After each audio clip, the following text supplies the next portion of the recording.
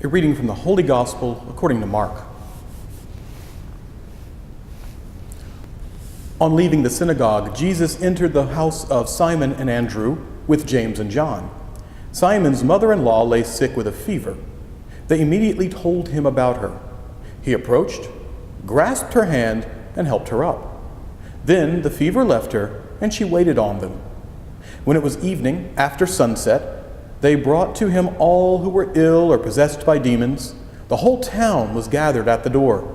He cured many who were sick with various diseases, and he drove out many demons, not permitting them to speak, because they knew him. Rising very early before dawn, he left and went off to a deserted place where he prayed. Simon and those who were with him pursued him, and on finding him said, "Everyone is looking for you."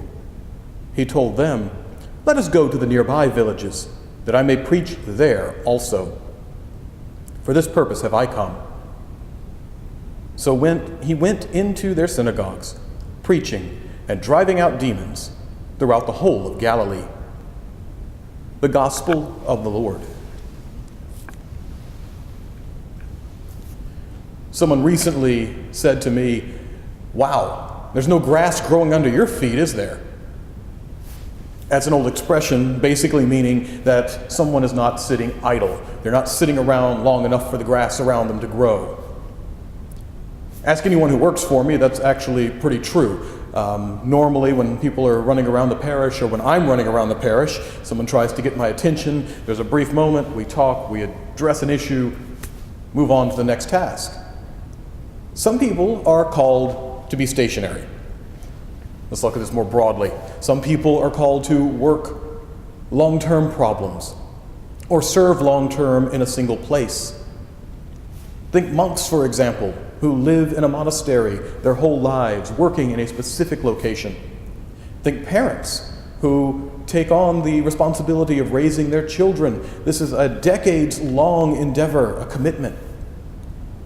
On the other hand, there are those who are called to be on the move, as Jesus is here today in the gospel. Jesus isn't sent by the Father to stay in one place. Rather, God sends his Son into the world to preach the gospel everywhere, to everyone. Dominican friars follow in that same path. Dominicans have always been called to be itinerant, to move where the gospel is needed. We follow a path trod by Jesus, go where the gospel must be preached. I think of the example of a sealed room, one that's been completely devoid of oxygen.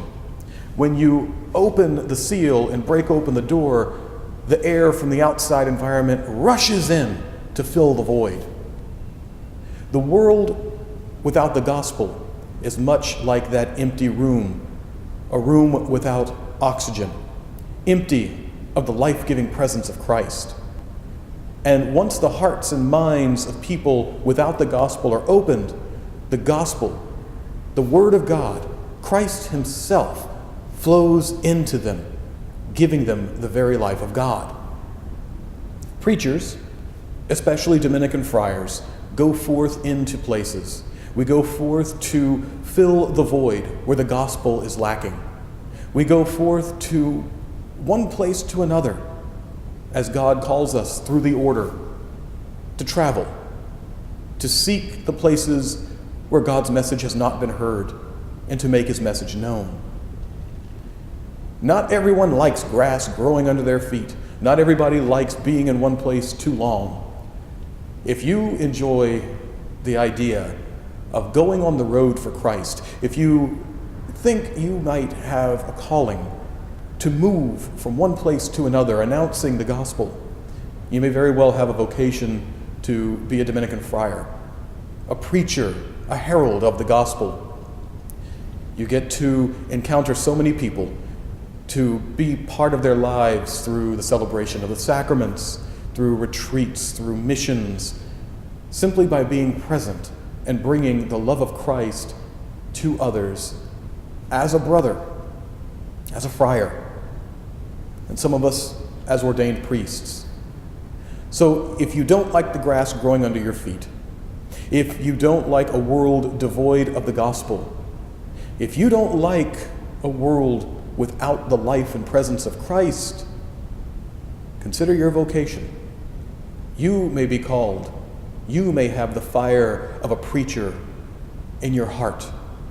And like St. Dominic, be called to go and set the world ablaze with your preaching, to set it ablaze with the Word of God. Consider where God will call you. And if He is calling you to preach the gospel, consider not letting the grass grow under your feet any longer. Think about your vocation. Answer God's call.